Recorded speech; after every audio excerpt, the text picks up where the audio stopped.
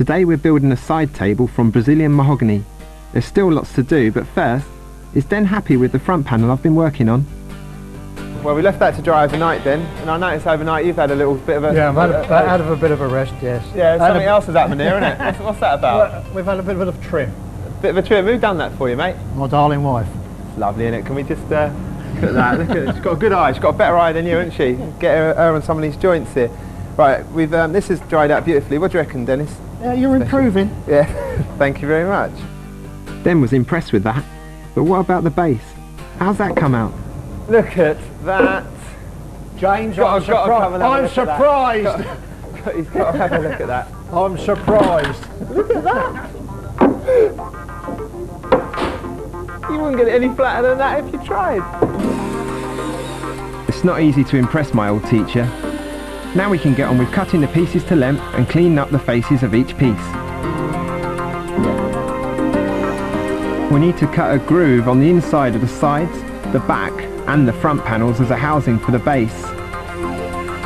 And we also need to create a lip on the edge of the base to fit into the groove. I'm now putting in a 6x6mm mortise and that for location for our fancy brackets.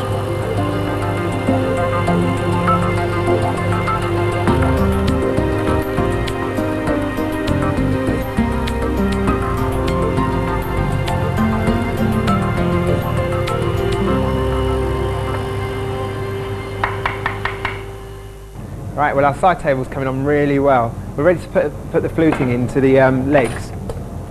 That's this part here. There's 3 flutes in each, and we've got 6 in all to do. Right, the way I'm going to do it is using the router and this cutter in the router. I've got this jig set up which will give me 2 end stops, because they all have to be the same, and also it clamps this leg into position.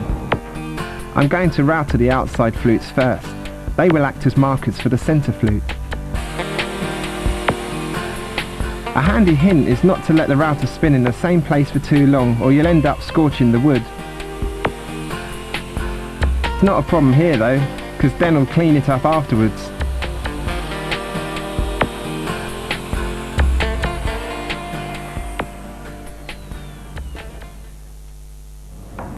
Right, well the legs are looking absolutely gorgeous. We've got the flutes sitting in there, brilliant. Den's cleaned them up, looks like he still is there.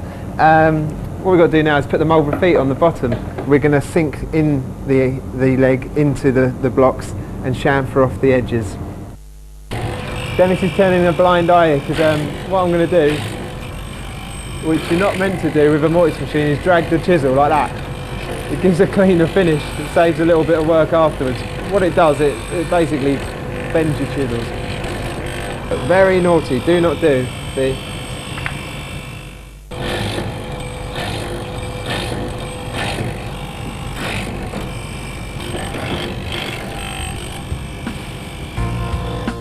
I'm just going to chisel out the centrepiece so that the tenon on the leg can fit inside. What I'm doing, just blending in the top edge, adding the chamfer around the top of the mulberry feet.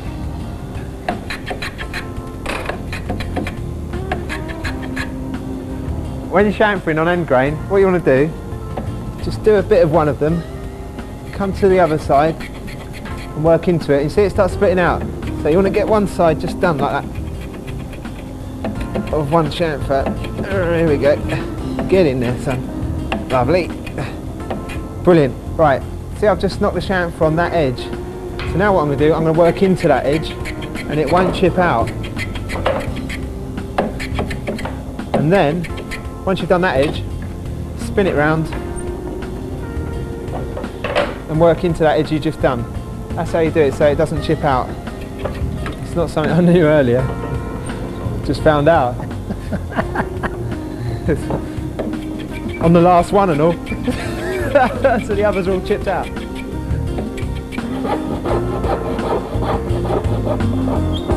Den's busy cutting the base to size and cleaning pieces up, but he still has time for a smile. Right, I'm now ready to cut the moulding groove into the top rails. I'm going to use a spindle moulder, and what it'll do, it's going to locate the mould inside there. So if you look, it's going to cut in like that, and then locate it so we don't have to put any fixings through the face of the moulding. Hopefully any fixings, if we do have to use any, will be through the back. Let's say, so this has to be really accurate. When it comes to accuracy, the spindle moulder is definitely the machine to use.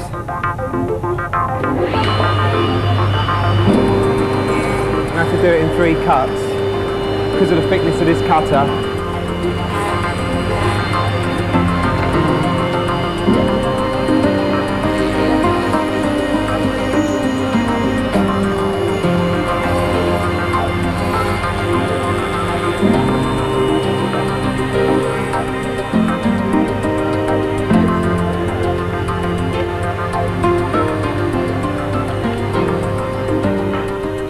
I'm ready now to cut the tenons into the bottom of the legs to go into their corresponding feet. We're in a bit of a rush here. Dennis is just knocking up the glue because we want to get this thing glued up tonight before we go. And I don't think he wants to work late. I don't know what, maybe he's on a promise or something.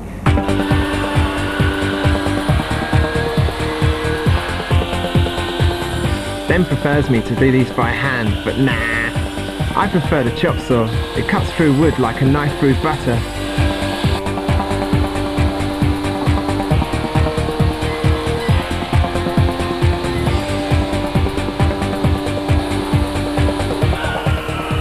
There you go, one little tenon, which fits perfectly into one little mould for a foot. There we go, right, no. Go on, bang one in there, bang that in there, go on. Anyway. Any which way you like. Watch the glue spurt out. It did as well, but not in your eye. Order.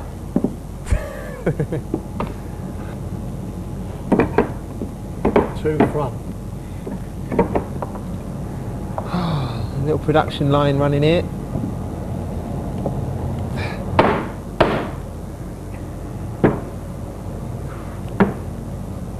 Cool, that's a beautiful fit, that one. See there, look. Smaller at the bottom than it is at the top. So what I'm going to do is just give it a little on that side and hope that it falls into line. And see, it has. If anything, a bit too much. Oh, easy with old Mr. Speedy. Shows, never rush a job. Never listen to your mate when he's telling you to rush it. If he wants to get home and all that. Let the gluing up process, it's your last chance.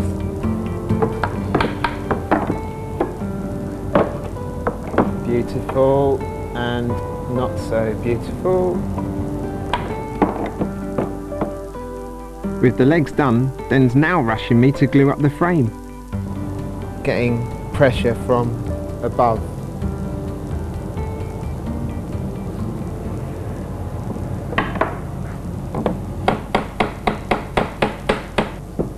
First sign of madness. What? I mean, anybody would go mad.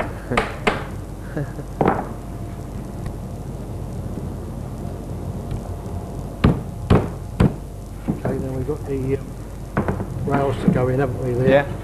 And the back. We mustn't at the bottom. Mustn't forget the bottom. Oh, a bit fiddly this old fella, isn't he?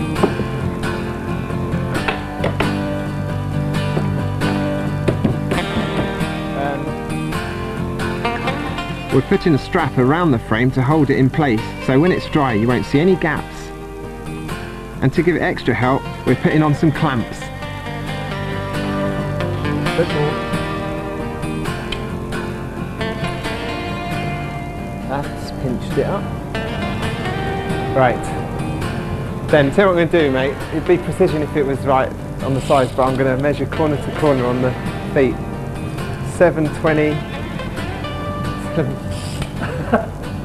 It doesn't matter if it's slightly out. Actually, it ain't that bad.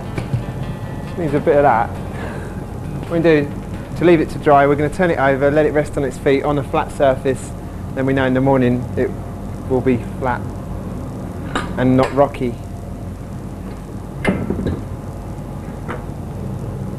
Something's wrong. It's dead. Is it really? Let me have a look. Until you put them glasses on, anything can be square. 580. I went Imperial. Yeah, cool. We're going to leave this to dry overnight, but there's still lots to do. On the next show, we'll make the drawer, fit the top, and one of us will have to produce those fancy brackets.